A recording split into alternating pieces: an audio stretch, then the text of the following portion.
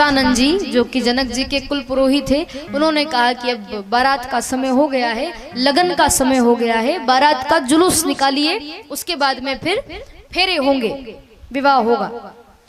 तो भगवान घोड़े पर बैठे, कहते हैं कि यहाँ भगवान की शादी के लगन, विवाह के लगन स्वयं ब्रह्मा जी ने आकर के निकाले, और भगवान जिस घोड़े पर बैठे थे वो घोड़ा और कोई नहीं, साक्षात कामदेव था जो घोड़ा बनकर के आया था, भगवान उस पर विराजमान हुए थे। और पूरे जनकपुर में बारात का जुलूस निकाला गया। बारात का जुलूस निकाल करके जब भगवान तोरण द्वार पर आए, तोरण द्वार पर जब दूल्हा तोरण लगाता है वहां भगवान आए, तो हर अलग अलग गांव की अपनी अपनी रीत होती है, अपनी अपनी परंपरा होती है, रीति रिवाज होते हैं। शायद जनकपुर की भी ये रीति रिवाज हो, ये परंपरा हो कि जब दूल्हा तोरण द्वार पर आता है तो दूल्हा तब तक तोरण नहीं लगाता है, कब तक कि जब तक दुल्हन के पिता आकर के दूल्हे की मन की इच्छा पूरी ना कर दे, तब तक वो दूल्हा तोरण नहीं लगाता है। जनकपुर की ये रीत थी कि जब दूल्हा तोरण द्वार पर आता है तो वो अकड़ जाएगा, और फिर दुल्हन के पिता अगर उसकी मन की इच्छा पूरी करेंगे, वो जो मांगेगा उसको देंगे, तभी वो तोरण लगाएगा, नहीं तो तोरण नहीं लगाएगा। और जब राम जी को इस रिवाज के बारे में पता चला ना, तो भगवान तोरण द्वार पर आए। तो राम जी तो खैर मर्यादा पुरुषोत्तम है, पर तोरण द्वार पर आने के बाद भगवान भी अकड़ गए, तोरण नहीं लगाया, अकड़ गए भगवान। तो जनकपुर के लोगों ने देखा कि भगवान तोरण नहीं लगा रहे हैं, तो सब भागते हुए गए, अरे अरे राम जी आप तोरण क्यों नहीं लगा रहे हो, आप तोरण लगाओ ना, आपको क्या चाहिए, आप क्यों अकड़ रहे हो। तो राम जी ने कहा कि आपसे कुछ नहीं चाहिए, आप तो बस मेरे ससुर जनक जी को बुला दो। जनक जी ने सुना कि भगवान तोरण नहीं लगा रहे हैं, वो अकड़ गए हैं, चलो चलो। तो जनक जी आए भागते हुए, अरे अरे प्रभु आपको क्या चाहिए, आप ऐसे अकड़ रहे हो, आपको मोटरसाइकिल चाहिए तो मोटरसाइकिल दिला दूं, कोई कार चाहिए तो कार दिला दूं, क्या चाहिए। राम जी हंसकर कहने लगे कि भैया ये मोटरसाइकिल ये कार तो मैं ही लोगों को देता रहता हूँ, मुझे ये सब नहीं चाहिए। जनक जी ने कहा कि अरे प्रभु तो फिर आप क्यों अकड़ रहे हो, आप तोरण लगाओ ना। राम जी ने कहा कि नहीं मैं तोरण नहीं लगाऊंगा। जनक जी ने कहा कि क्यों प्रभु, ऐसा क्या हुआ, आप तोरण क्यों नहीं लगा रहे हो। राम जी कहने लगे कि जनक जी मुझे बहुत बुरा लग रहा है, क्यों, क्योंकि हम चारों भाई एक साथ जन्मे हैं, हम भोजन भी एक साथ करते हैं, हम विश्राम भी एक साथ करते हैं, हम विद्या अध्ययन करने गए थे तो साथ साथ गए थे, हमने पढ़ाई भी साथ साथ करी है, हमारा कर्ण छेदन यज्ञोपवीत जनेऊ संस्कार सब साथ साथ हुआ है, हमने जन्म भी साथ साथ लिया था। पर यहाँ उल्टा क्यों हो रहा है, मुझे अकेले का ही विवाह हो रहा है। जब हम सारा कार्य साथ साथ करते हैं तो फिर विवाह भी तो साथ में होना चाहिए। तो मेरी ये इच्छा है कि मैं अकेला विवाह कर रहा हूँ, मुझे अच्छा नहीं लग रहा। अगर आप चाहते हो कि मैं तोरण लगाऊं तो आप मेरे सामने संकल्प लो कि आप मेरे तीनों भाइयों की शादी मेरे साथ में करोगे। और लड़की कौन है, तो राम जी ने कहा कि आपकी छोटी बेटी उर्मिला का विवाह और आपके छोटे भाई कुशध्वज की कन्या श्रुति कीर्ति और मांडवी का विवाह आप मेरे तीनों भाइयों के साथ करिए, तभी मैं तोरण लगाऊंगा, वरना मैं तोरण नहीं लगाऊंगा। मना कर दिया राम जी ने।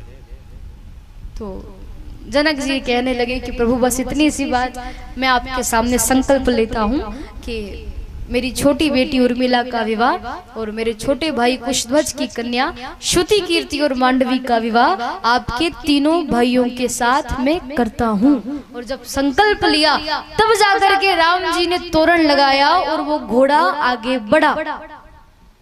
जनकपुर की सखियां कहने लगी कि बाप रे, ये लड़का तो बड़ा खतरनाक है, इसने धनुष तोड़ा एक है और लड़कियां इसको 4 चाहिए।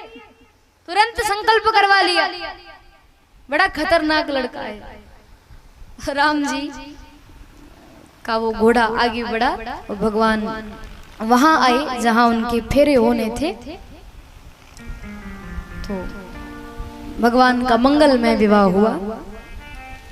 कुंवरी कुंवरी कर भावर देहि, कुंवरी कुंवरी कर भावर देहि, नयन लाभ सब सादर लेहि, नयन लाभ सब सादर लेहि, जाई ना बरनी मनोहर जोरी, ओ जाई न बरन मनोहर जोड़ी, जो उपमा कछु कहो सो थोरी, जो उपमा कहो सो थोरी, राम सीय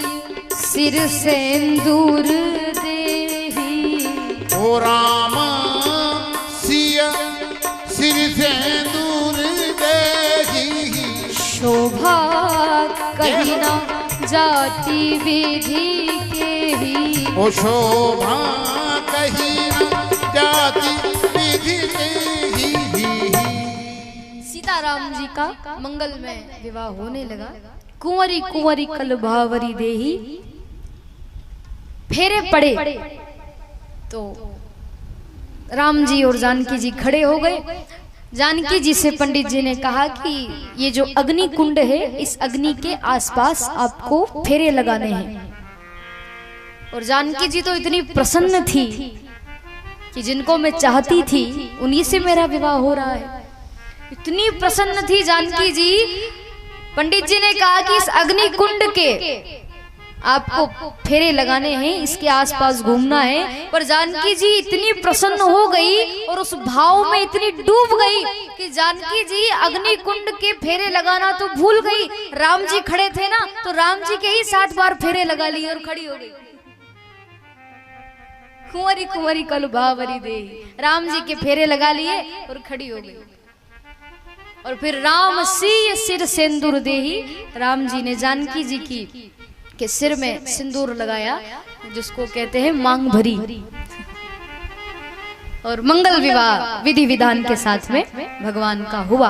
राम जी का विवाह जानकी जी के साथ हुआ, भरत जी का विवाह मांडवी जी के साथ हुआ, लक्ष्मण जी का विवाह उर्मिला जी के साथ हुआ, और शत्रुघ्न जी का विवाह श्रुति कीर्ति के साथ हुआ। चारों भाइयों का मंगल विवाह हुआ। विधि विधान के साथ में चारों भाइयों ने विवाह किया। विवाह करने के बाद फिर उनको बारातियों को भोजन करने बिठाया गया। भोजन करने बिठाने लगे तो भगवान भोजन करने बैठे, चारों भाई बैठे लाइन से, और सब बाराती बैठे। भगवान के राम जी के पिता दशरथ जी सब बैठे। तो भगवान तो इधर मुंह करके ऐसे भोजन करने बैठे थे। और सबसे पहले सुपोदन यानी दाल चावल का भोजन उनको कराया गया। दाल चावल का भोजन सबसे पहले भगवान को कराया गया। बढ़िया आराम से धीरे धीरे भगवान भोजन कर रहे हैं। अब इतने में उन सखियों को पता चला कि राम जी भोजन कर रहे हैं बारातियों के साथ। तो जनकपुर की सखियां जनक जी की अटारी पर चढ़ गई, जनक जी की छत पर चढ़ गई, और भगवान तो भोजन कर रहे थे और जनकपुर की सखियां भगवान को मधुर मधुर गालियां देने